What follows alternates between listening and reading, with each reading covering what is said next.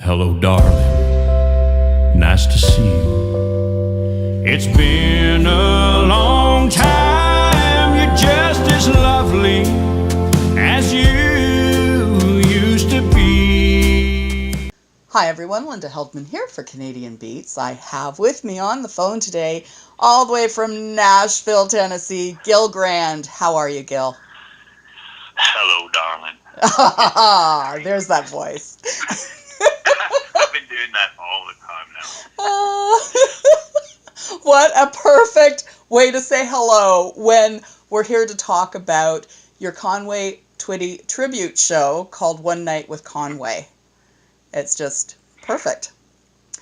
So, yeah, I mean, this has been so much fun, this project. Like, I knew it was something that, we would have a good time doing and putting it all together and choosing the songs. But now that that's all come together and we're actually out performing the show, it's even more fun than I even imagined it could be.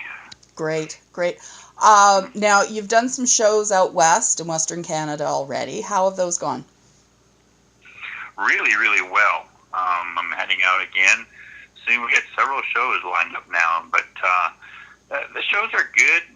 We're especially in the, Conway Twitty. So we're targeting obviously an older demographic who knows the music of Conway Twitty and would enjoy coming out to this kind of a show. And we're finding that in the a little more of the farming communities and the outskirts of the major cities, this show does really, really well also because they're coming out and know all the songs and sing along and so the show is very well received and I'm really happy for that. Great. Now, I'm very excited because you're coming to Ontario at the end of the month and you are doing a show in Timmins and you are also doing one in your hometown where I reside, Sudbury, Ontario. I know. So that's, kind of full circle for me because the only time I ever saw Conway Twitty in concert was actually in Sudbury at the arena. And so I'm not performing in the arena, although I did get to see him there. And my dad came out with me to the concert. My grandmother, who's not with us anymore, but she was such a big Conway fan. And so I have great memories of seeing Conway.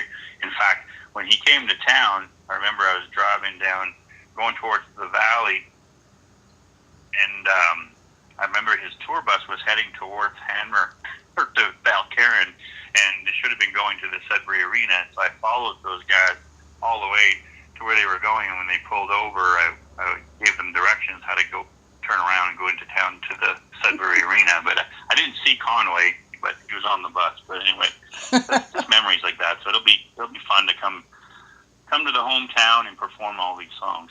It will be.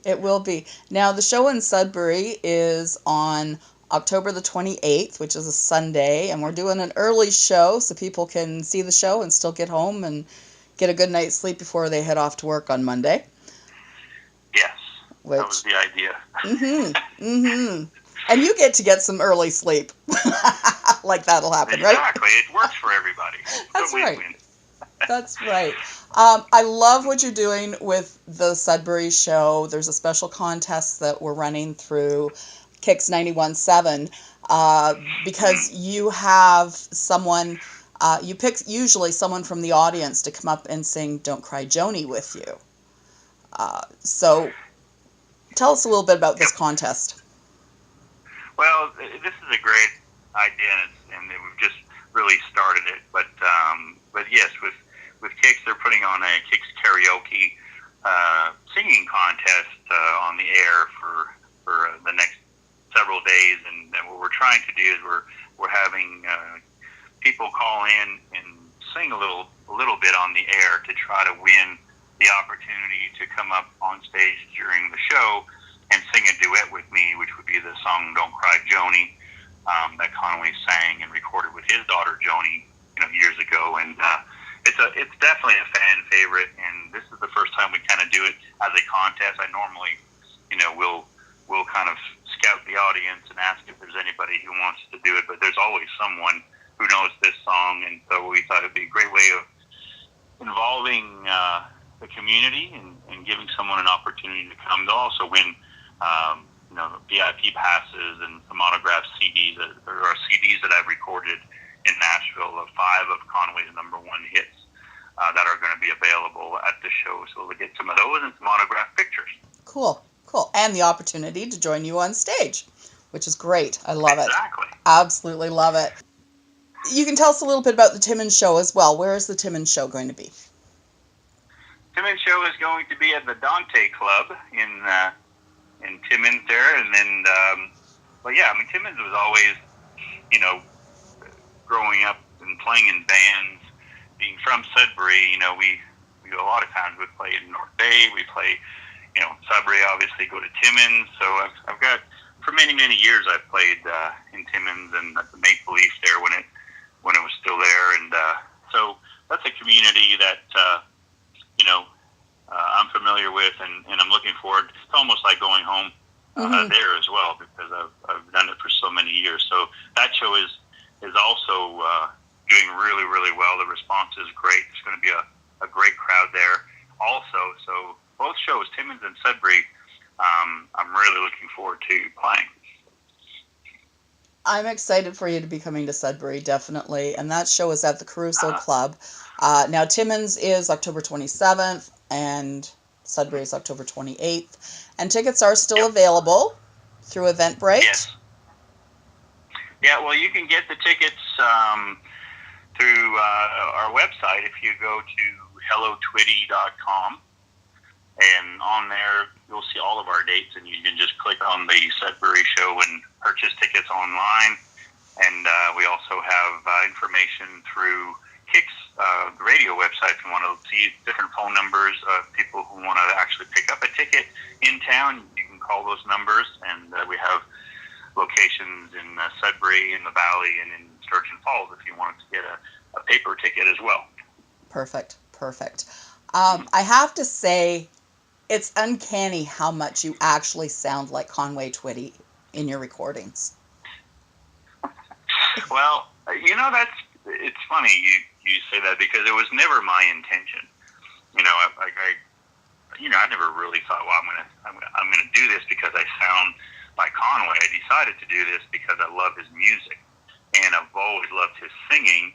And honestly, it really wasn't until I went into the recording studio to record these 5 songs for the project that once I stepped up to the mic and the music was there and I started to sing, and I went back into the control room to listen to Hello Darling, which was the first song I recorded, and I was like, gosh, that kind of sounds a little like Conway does. And the engineer was like, are you kidding? Yeah, it sounds just like Conway. And so I kind of played on that a little bit more, and I went back in, and for the rest of the songs, I kind of turned on my little Conway tone, I'll call it.